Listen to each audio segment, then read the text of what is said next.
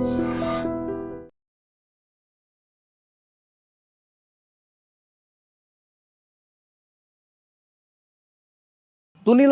Miss అయినటువంటి పాప జాహ్నవి కేసుకు సంబంధించి ఒక కీలకమైనటువంటి అప్డేట్ వచ్చింది. చనిపోయింది కదా కుక్క, ఆ కుక్క ఎలా చనిపోయింది, చనిపోవటానికి రీజన్ ఏంటి అని పోలీసులు తేల్చడానికి వెటర్నరీ డాక్టర్ల సాయంతో కుక్కకు సంబంధించిన శాంపిల్స్ ల్యాబ్కి పంపించారు. ఆ ల్యాబ్ రిపోర్ట్ వచ్చిందండి. కుక్క ఎలా చనిపోయిందంటే అనారోగ్యంతోనే చనిపోయింది. కుక్క చనిపోవడానికి రీజన్ సరిగా ఫుడ్ తీసుకోక, ఎండలో తిరిగి తిరిగి వాటర్ కూడా సరిగా తీసుకోక డీహైడ్రేషన్ అయిపోయి కుక్క చనిపోయింది అని ల్యాబ్లో ఉన్నటువంటి వాళ్ళు కూడా తేల్చారు. ఆ ఫోరెన్సిక్ ల్యాబ్ నిపుణులు తేల్చింది ఇదే, అనారోగ్యంతోనే చనిపోయింది. అంతకుముందు వరకు ఏం మాట్లాడుకున్నాం మనం, పాప మిస్ అయిపోయినప్పుడు ఆ కుక్క అనేది పాప పక్కనే ఉంది కాబట్టి పాపను ఎవరైనా కిడ్నాప్ చేసుకుని తీసుకుపోయేటప్పుడు పాపని విపరీతంగా కొట్టుండాలి, తల మీద దబా దబా బాదుండాలి, అందుకే తల మీద చిన్న చిన్న గాయాలు కూడా అయి ఉన్నాయి అని ఒక అనుమానం వ్యక్తం చేశారు. లేదు, అక్కడ ఏమైనా క్రూర మృగాలు వచ్చుంటే పాపను తీసుకెళ్లేటప్పుడు ఆ క్రూర మృగాలతో ఈ కుక్క ఫైట్ చేసి ఉండొచ్చు, ఫైట్ చేసినప్పుడు ఆ క్రూర మృగానికి సంబంధించినటువంటి ఆ దాడికి సంబంధించినటువంటి దెబ్బలు కావచ్చు, ఈ కోణంలో కూడా ఫోరెన్సిక్ ల్యాబ్ నుంచి ఏమైనా రిపోర్టు రావచ్చు అని చెప్పి ఇన్వెస్టిగేషన్ చేస్తున్నారు. ల్యాబ్లో ఆ రకమైనటువంటి రిపోర్ట్ వస్తుందేమో అని చెప్పి ఒక అంచనా వేశారు. లేదంటే కనుక విషసర్పాల గురించి చాలామంది చాలా రకాలుగా మాట్లాడుతూ ఉన్నారు కదా. పెద్ద పెద్ద విషసర్పాలు ఏమైనా పాప మీద దాడి చేసే టైంలో కుక్క పక్కనే ఉంది కాబట్టి విషసర్పం ఏమైనా దాడి చేసిందా, ఆ దాడిలో ఆ కుక్కలోకి విషం ఏమైనా ఎక్కి 3-4 రోజులకు ఈ విధంగా చనిపోయిందా అని ఒక అనుమానం కూడా వ్యక్తం చేశారు. ఇప్పుడు ఈ ఫోరెన్సిక్ ల్యాబ్ రిపోర్ట్లో అది కూడా లేదు. ఫోరెన్సిక్ ల్యాబ్ రిపోర్ట్లో కుక్క లోపల ఎలాంటి విషం లేదని కూడా తేల్చేశారు. ఇంకా చాలామంది ఏం చెప్పారంటే నిజాలు ఎక్కడ బయటకు వస్తాయని చెప్పి కుక్క మీద విషప్రయోగం చేసి కావాలని చంపుంటారు. కొంతమంది కుటుంబ సభ్యుల మీద అనుమానం వ్యక్తం చేశారు, కొంతమంది ఈ కిడ్నాపర్సే విషప్రయోగం చేసి ఉంటారని చెప్పి ఇలా ప్రచారం చేశారు.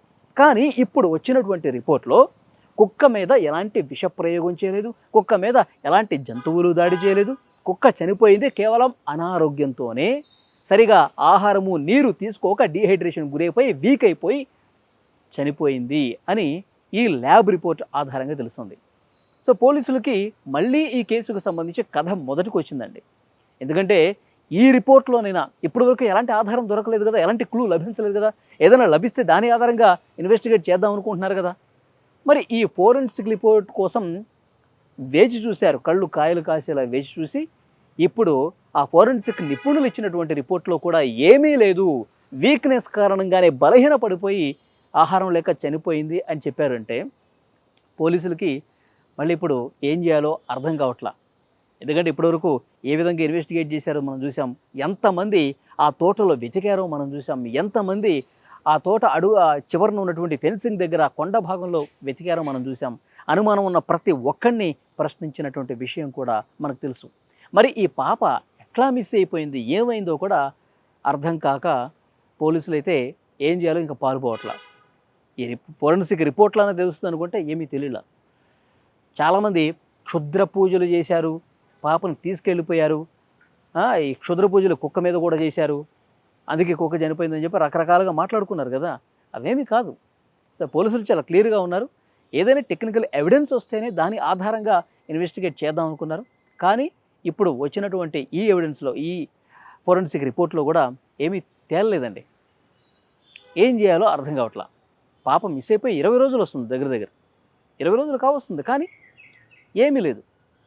ఒక్కటంటే ఒక్క చిన్న క్లూ కూడా ఇప్పటి వరకు లభించలేదు.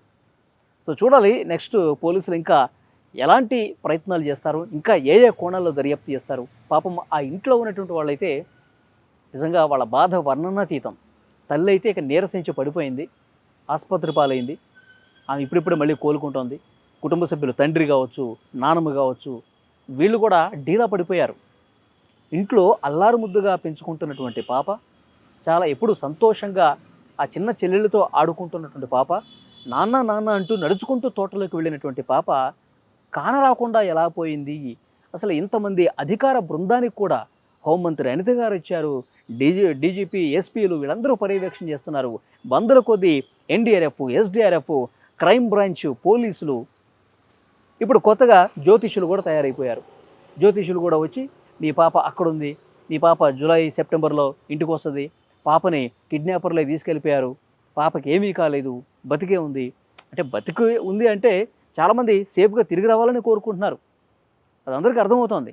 పాప సేఫ్గా మునుపటి నవ్వు ఆ పాప ముఖంలో కనిపించాలి, తన తల్లి దగ్గరికి చేరాలి అని ప్రతి ఒక్కరూ, ఈ ఘటన గురించి తెలిసిన ప్రతి ఒక్కరు కూడా కోరుకుంటా ఉన్నారు. కానీ ఇలా మూఢ విశ్వాసాలతో ఇళ్ళ దగ్గరికి వచ్చి పాప గురించి, పాప ఎక్కడుందో చెప్తాం, ఇక్కడ తుని నుంచి తూర్పు వైపున ఉంది, ఉత్తరం వైపున ఉంది, 200 కిలోమీటర్ల దూరంలో ఉంది, ఇలాంటివన్నీ చెప్తుంటే నవ్వాలో ఏడవాలో కూడా అర్థం కావట్లా. ఇంకా వాళ్ళు ఆ హోప్తోనే ఉన్నారండి. పాప ఏదో ఒక రోజు వస్తుంది అన్న హోప్తోనే ఉన్నారు. పోలీసులు కూడా అదే భరోసా ఇస్తున్నారు. ఇంకా ఇంకా మళ్ళొక్కసారి అక్కడ సెర్చ్ చేయాలేమో అని ఆలోచన చేస్తున్నారు పోలీసులు.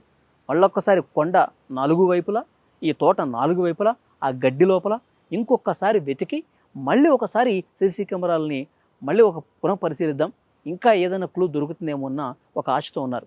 ఎందుకంటే అన్ని కోణాల్లో చేసుకుంటూ వస్తున్నారు, ఇంతవరకు దొరకలేదు కదా, మళ్ళీ ఒకసారి రిపీట్ చేద్దాం, మళ్ళీ ఒకసారి రివైండ్ చేద్దాం అనే ఆలోచనతో పోలీసులు ఉన్నారు.